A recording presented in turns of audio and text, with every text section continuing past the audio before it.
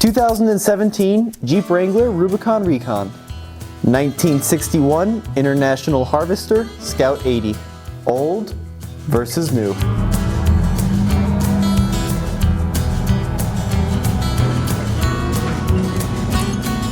So why are we comparing the new Jeep to an International and not an old CJ? Well, the answer is simple.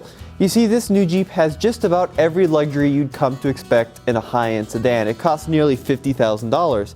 And in 1961, International really started this trend of the modern SUV.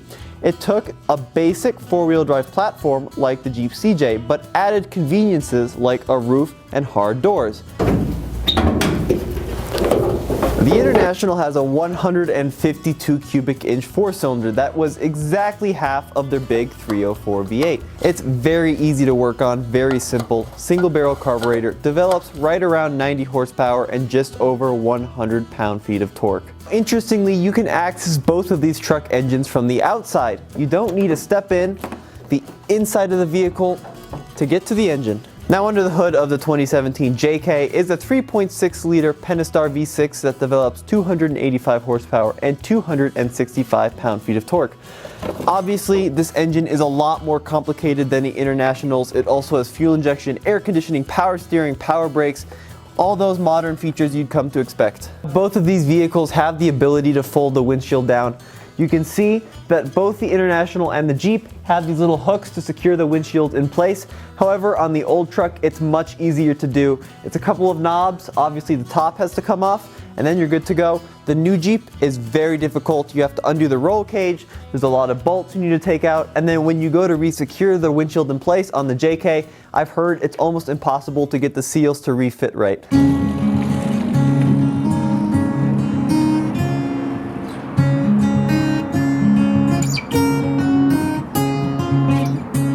It's amazing to think that this International would have been considered refined when compared to something like the open-topped, open-roof Jeep CJ5.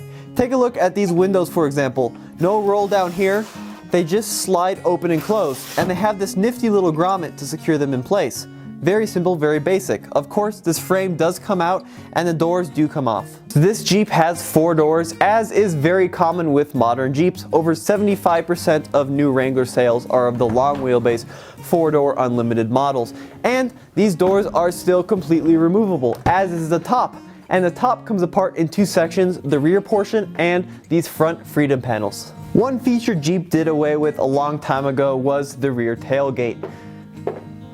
I really wish they'd bring this feature back on the new model Wranglers because it's just so useful and really adds some utility to a small vehicle. Now the International, very simple tailgate. You have to re-secure the latches or the tailgate will fall down and slam into the bumper. But once you're back here, there's a surprising amount of room. Now both of these vehicles have solid front and rear axles, and they're both body-on-frame construction. But this Wrangler has a much more sophisticated suspension system with coil springs versus the Scout's leaf spring design. When you step inside the International Harvester, you realize just how basic these vehicles were. However, it's beautifully made. Everything is steel, everything feels like it's built to last. Coming inside the new Wrangler, you're greeted by, of course, 2 bucket seats instead of the bench, and this beautifully soft leather, but you're also greeted by a sea of black plastic. Everything just feels so much cheaper in the new Wrangler when compared to that old Scout.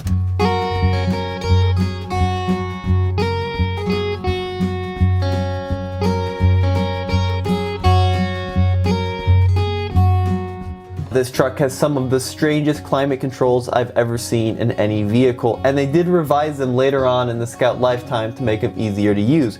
However, on these early ones, let's say you want to turn on the defroster. First thing you need to do is, of course, engage the defroster. But there's not one switch to do that, there's 2. One knob here, one knob on the other side. Then you're going to want to turn on the heat. You can adjust it via this knob here. And then the fan, and finally you've got the defrost going. If you want a vent, there's your vent. You've got 2 of them on both sides. Just a lot of knobs to pull to really do 1 or 2 things at the max. Now one of my favorite things about these old trucks is how you engage 4-wheel drive. On most vehicles it's kind of this boring little knob you turn, but it really is a fun process in this old Scout. So first of all, I've got to engage the front axle. To do that, I take this left lever and I pull it down. That means that the front axle is in versus out. It means it's engaged. Then if I want to go into low range, I switch the transfer case from high to neutral to low. So now I'm in four-wheel drive low. But of course, I'm not quite done getting it into four-wheel drive because I have to step outside here and lock the hubs. To put the Wrangler into four-wheel drive, you've got this one big lever that goes from 2 high to 4 high to neutral and then down into 4 low.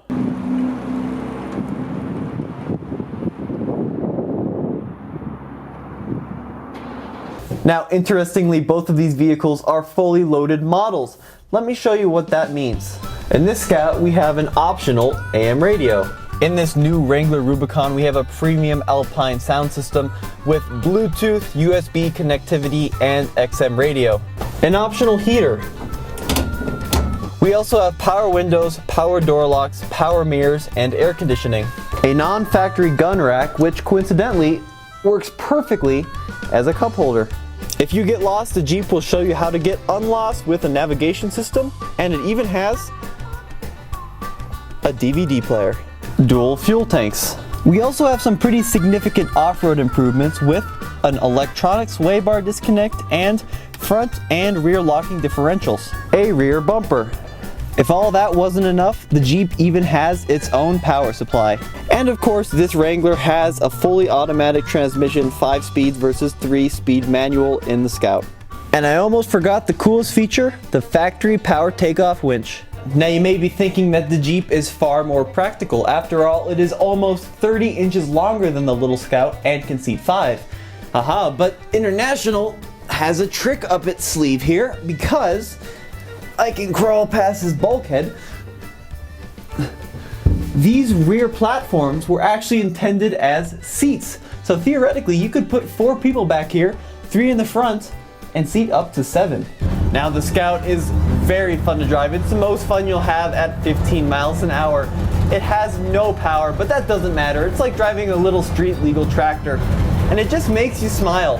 Of course, you also feel very vulnerable. I have no seatbelts. I have 4-wheel unassisted drum brakes with a single reservoir master cylinder. See, that right there is the difference between these two vehicles. 50 years of technology has made the Wrangler into not only an extremely capable off-road vehicle, but also a very livable on-road vehicle. It has safety features you want on a daily basis. It has ABS, airbags, and of course, the all-important seatbelts. The International worked well on a farm in 1961. It's an incredible blast to drive today, but would I want to drive it on a daily basis?